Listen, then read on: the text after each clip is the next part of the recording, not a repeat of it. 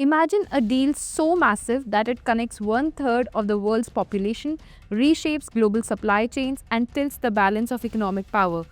A deal that took almost 2 decades to seal. Ladies and gentlemen, this is not just diplomacy, this is power, strategy, and economics on steroids. Hello and welcome to the 22nd episode of the Diplomacy Talks. Today we are diving deep into India's relationship with the 27 powerful member states of the European Union. Yes, you heard it right. We are decoding India-EU relations like never before. But before we move ahead, if you love hard facts, real analysis, and no nonsense geopolitical breakdowns, hit that subscribe button right now. Because on this channel, we do not serve you sugar coated news, we serve you the real picture. Now, let's talk about what many experts are calling the mother of all deals. On 27 January, history was made when India and the European Union finally finalized their free trade agreement after nearly 2 decades of negotiations. This is not a small trade pact, this is a game changer. This India EU FTA covers one third of the world's population and impacts 25% of the global GDP. Let that sink in. This is the biggest trade deal ever signed by India and one of the most significant for the European Union as well. India is the world's fourth largest economy while the EU stands as the second largest. Together, they form an economic powerhouse. Under this deal, over 99% of Indian exports will get preferential access to the EU market. That means Indian businesses, especially MSMEs, now have a golden opportunity to expand beyond borders. But it doesn't stop there. The agreement also opens high value opportunities in services and creates a comprehensive mobility framework, allowing skilled Indian professionals to move and work smoothly across Europe. The European Union is already one of India's largest trading partners, and this deal takes that relationship to a whole new level. In 2024-25, India's bilateral trade in the goods with the EU stood at rupees 11.5 lakh crore, which is US dollar 136.54 billion. India exported goods worth 6.4 lakh crores and imported goods worth 5.1 lakh crore. In services, trade reached 7.2 lakh crores, which is US dollar 83.10 billion in 2024.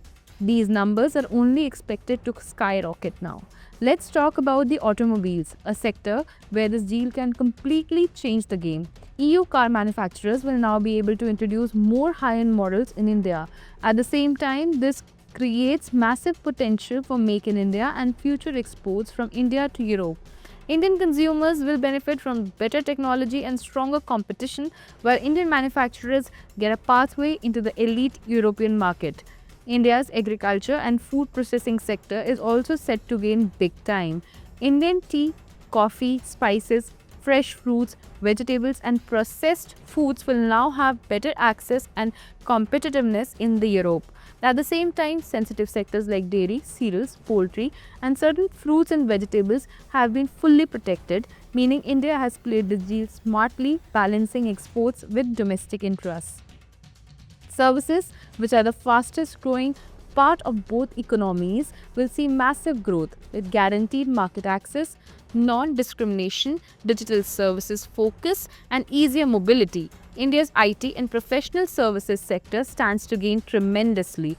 India will now have access to 144 EU service subsectors, including IT, professional services, business services, and education. Meanwhile, the EU will get access to 102 subsectors in India, bringing in high-tech investment and expertise. For the first time, India has also secured access for practitioners of traditional Indian medicine to work in EU countries where such practices are not regulated, a huge cultural and professional win. In financial services, the FTA promotes innovation, secures digital payments, and strong cross-border cooperation. It also paves the way for collaboration in artificial intelligence, clean energy, and semiconductor technology, area that defines the future of global power. For the European Union, this deal helps diversify its supply chains, reducing dependence on a few countries. Experts estimate that EU goods exports to India could increase by 107.6% by 2032. Around 6,000 European companies already operate in India, and now they are expected to expand even further. However, There is a catch. Indian exporters will have to meet the highest European standards. The EU will tighten inspections, especially on food, animal, and plant products, including strict checks on pesticides and animal welfare. This agreement is not just about money and trade, it also includes commitments on sustainability, labor rights, and climate action. The deal was signed during the recent visit of the EU President Antonio Costa and European Commission President Ursula von der Leyen. With this, the EU becomes India's 22nd free trade agreement partner. Since 2014, India has signed trade deals with the countries like Mauritius, UAE, UK, EFTA, Oman, Australia, and the New Zealand. And now, the India-EU FTA adds a massive feather to India's economic crown. This deal doesn't just strengthen trade, it strengthens India's global structure, diplomatic influence, and strategic positioning.